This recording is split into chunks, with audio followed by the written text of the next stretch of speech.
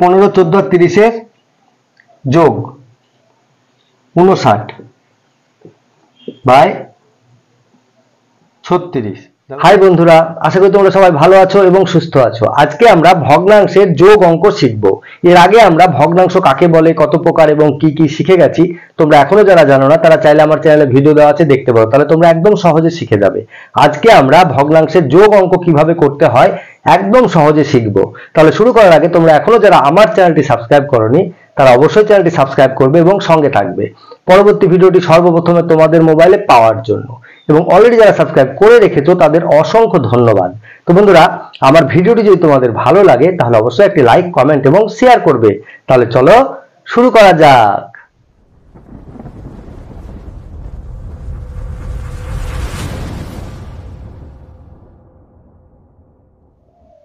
তো বন্ধুরা, আজকে আমরা ভগ্নাংশের যোগ অঙ্ক শিখব একদম সহজ ভাবে। তাহলে চলো দেখে নিই।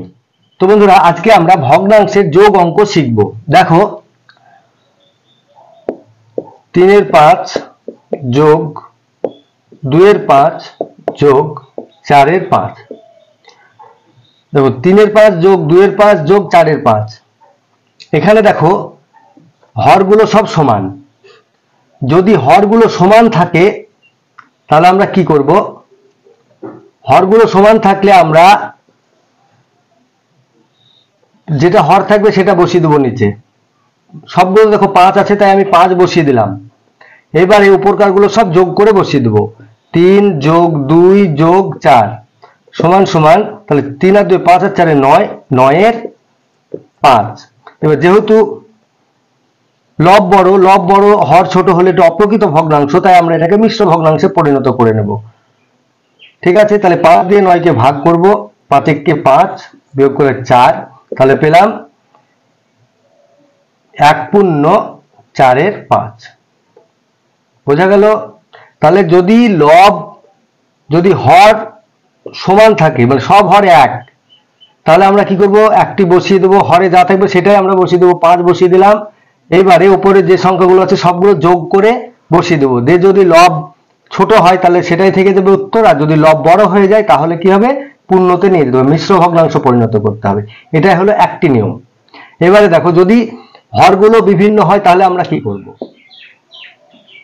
5 এর 12 যোগ 7 এর 18 যোগ 5 এর 6। এবারে দেখো প্রত্যেকটা হর আলাদা আলাদা, তাহলে আমরা কি করব? হর যদি বিভিন্ন থাকে তাহলে আমরা সেগুলোকে লসাগু করব।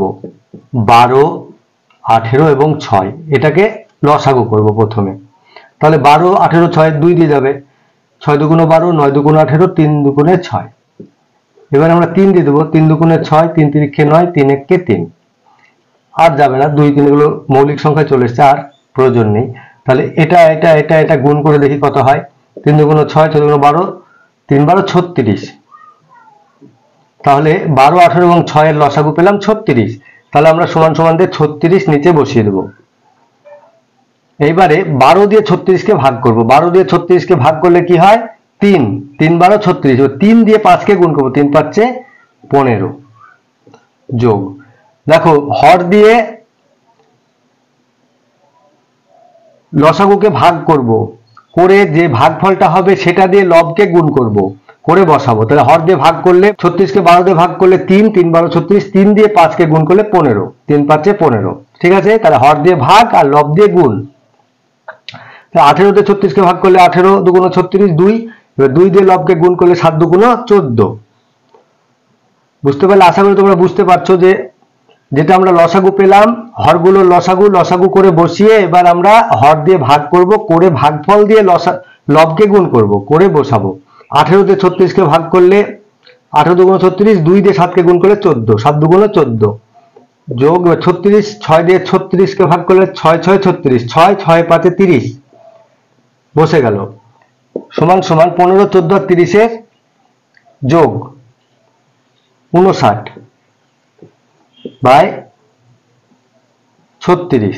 দেখো 30, 14 আর 15 যোগ করলে কি হয়? 30 14 15, 5 আর 4 9, 3 আর 2 5, 59। তো 59 এ 36। আবার দেখো লব হরের থেকে বড়। এবার আমরা কি করবো, আবার এটাকে পূর্ণতে নিয়ে যেতে হবে। 36 কে 36, 36 দুগুণ 72, বড় হয়ে যাচ্ছে, তাহলে একবার দিব 36, 9 থেকে 6 বার দিলে 3, 23 সমান সমান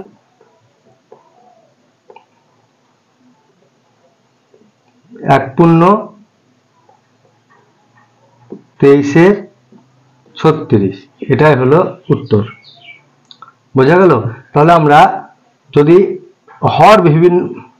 হর বিভিন্ন থাকে তাহলে আমরা কি করলাম, হরগুলো নিয়ে লসাগু করলাম, লসাগু করার পরে যেটা লসাগু পেলাম সেটা দিয়ে হর দিয়ে সেটাকে ভাগ করে ভাগফলের সঙ্গে লবের গুণ করে বসালাম, করে যোগ করে যেটা হবে, যদি লব বড় হয়ে যায় তাহলে আমরা সেটাকে পূর্ণ মিশ্র ভগ্নাংশে নিয়ে যাব। ঠিক আছে, এটাই হলো নিয়ম। আর যদি পূর্ণ সংখ্যা থাকে বা মিশ্র ভগ্নাংশ থাকে তাহলে আমরা কিভাবে যোগ করব সেটা এবার দেখে নিই। 3 পূর্ণ 1 4 যোগ 2 পূর্ণ 5 6 যোগ 1 পূর্ণ 1 2। দেখো এখানে প্রত্যেকটা পূর্ণ সংখ্যা আছে, তাহলে এবার আমরা কিভাবে যোগ করব। প্রথমে আমরা কি করব, পূর্ণগুলোকে ভেঙে নেব, নিয়ে এটা অপ্রকৃত ভগ্নাংশে নিয়ে যাব, দিয়ে আমরা যোগ করব। দেখো 3 4 12 আর 1 13, 13 4। কিভাবে মিশ্র থেকে অপ্রকৃত যেতে হয়, অপ্রকৃত ভগ্নাংশ থেকে মিশ্র ভগ্নাংশে আসতে হয় আমরা এর আগে শিখে গেছি। তোমরা এখনো যারা জানো না তারা চাইলে আমার চ্যানেলে ভিডিও দেওয়া আছে, দেখতে পারো, তাহলে তোমরা একদম সহজে শিখে যাবে। তাহলে আমরা কি করলাম, এটা দিয়ে এটাকে গুণ আর উপরেটাই যোগ। তাহলে 3 4 12 আর 1 13, 13 4 যোগ 2 6 2 12 আর 5 17, 17/6 যোগ 2 কে 2 1 3, 3 2। বোঝা গেল? আমরা যে পূর্ণ সংখ্যা আছে সেটার সঙ্গে হরের গুণ করে লব যোগ করলে আমরা যেটা পাবো সেটাই হবে অপ্রকৃত ভগ্নাংশ। এবার এটাকে আমরা যোগ করব। প্রথমে কি করব, দেখো হরগুলো আলাদা আছে তার জন্য আমরা এটাকে লসাগু করব। 4 6 2, 2 দিয়ে দেবো, 2 দুগুণ 4, 3 দুগুণ 6, 2 কে 2, তাহলে 3 দুগুণ 6, 6 দুগুণ 12, 4 6 2 এর লসাগু হলো 12। 12 এবার 4 দিয়ে 12 কে ভাগ, তাহলে 4 দিয়ে 12 কে ভাগ করলে 3, 3 4 12, 3 13 39, 13 দিয়ে 3 কে গুণ করলে হয় 39, যোগ 6 দিয়ে 12 কে ভাগ করলে 2, 6 দুগুণ 12, 2 দিয়ে 17 কে 34, যোগ 2 দিয়ে 12 কে ভাগ করলে 6, 6 3 18, 318 সমান সমান, তাহলে 8 আর 4 12, 12 আর 9 21 1, হাতে থাকে 2, 2 1 3, 3 3 6 আর 3 9, 91/12। তাহলে এবার দেখো আবারও এটা বড় হয়ে যাচ্ছে লব। এবার আমরা এটাকে ভাগ করব, 12 দিয়ে 91 কে ভাগ, 8 12 96, 7 12 84, 7 দিয়ে যাবে, 11 দিয়ে 4 বার দিলে 7, 8 8 মিলে গেলে 0/0 বসে না। সুতরাং 7 পূর্ণ 7/12 হলো অ্যান্সার। এই হলো নিয়ম। তাহলে পূর্ণ থাকলে প্রথমে আমরা পূর্ণকে ভেঙে অপ্রকৃত ভগ্নাংশে নিয়ে যাব, দিয়ে আমরা সেম নিয়মে যোগটা করব। তাহলে আশা করি তোমরা বুঝে গেলে। তো বন্ধুরা, আশা করি তোমরা বুঝে গেলে যে কিভাবে যোগ করতে হয়, মানে ভগ্নাংশের যোগ কিভাবে করতে হয়। তাহলে এগুলো প্র্যাকটিস করবে, যত প্র্যাকটিস করবে তত শিখবে। ভালো থাকবে, সুস্থ থাকবে, মন দিয়ে লেখাপড়া করবে। আজ তাহলে আসি, টাটা।